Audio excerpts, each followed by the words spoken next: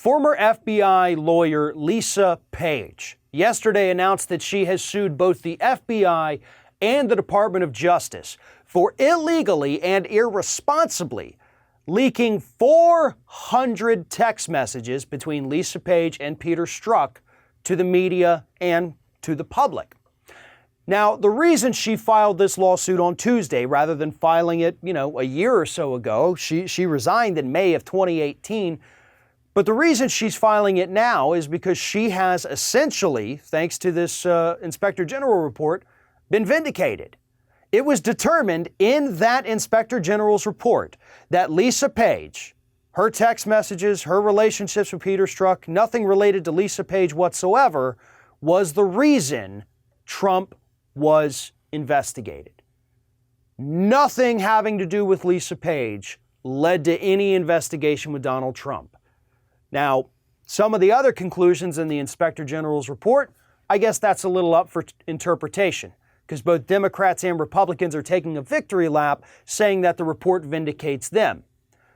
Decide for yourself on that, but what we do know is that, Lisa Page is correct. She was vindicated.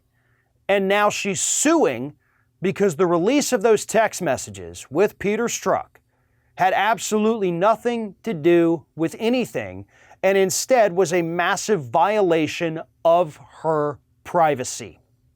She also has a pretty strong case, should she choose to go this route, of defamation against Donald Trump.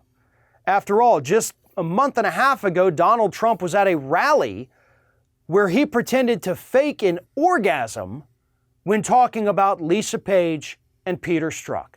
The audience loved it, but Lisa Page said it left her feeling like she got punched in the gut. Watching the President of the United States sitting in front of thousands of people mocking your sex life. I can't imagine that is going to help her get a job anytime in the future. So yes, she has a very strong case for defamation against the president and a very strong case against both the FBI and the Department of Justice. We didn't need to know what was in those text messages.